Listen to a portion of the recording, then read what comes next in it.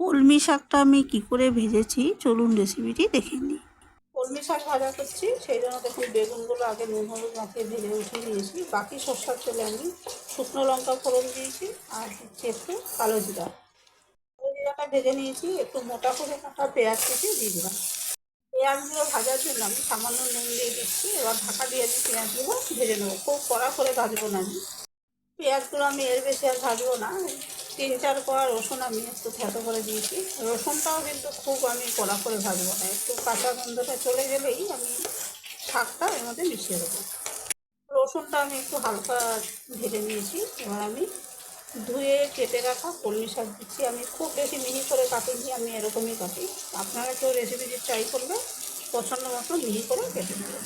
শাকগুলো আমি সব মিশিয়ে দিচ্ছি। সব শাকগুলো মিশিয়ে আমি এই যে স্বাদ মতো নুন আর একটু গুড় একবারে মিশিয়ে দিলাম। হলুদ আর শাকগুলো মেশাবার পর আমি স্বাদ মতো নুন আর গুড় ভালো করে মিশিয়ে দিচ্ছি। আর হলুদ আর আমি দেবো না, হলুদ আমি বেগুন ভাজার সময় দিয়েছিলাম। আর শাকের মধ্যে আমি আর হলুদ দিচ্ছি না। আর ঢাকা দিয়ে আমি এটা ভালো করে ভেজে নেব। দেখুন শাকটা ভাজা হয়ে জল শুকিয়ে গেছে প্রায়। এখন আমি ভেজে রাখা বেগুনগুলো আগে মিশিয়ে দিচ্ছি।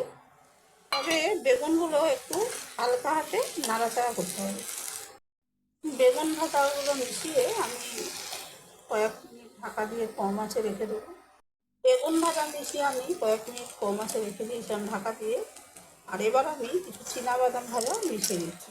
যদি কেউ রেসিপি ট্রাই করেন, এই চীনাবাদাম বেগুন বা এই যে আমি যাচ্ছে পেঁয়াজ রসুন দিয়ে করলাম, এটা অ্যাভয়েড করে আপনারা নিজেদের পছন্দ মতো করতে পারেন। আর কলমি শাকের নানা রকম রেসিপি হবে আমার চ্যানেলে আছে। আর আমার সঙ্গে থাকবেন, আমি আরও পোস্ট করবো পরবর্তী পর্যায়ে, দেখতে পারেন। সেগুলো নানাভাবে খাওয়া যায় এটা।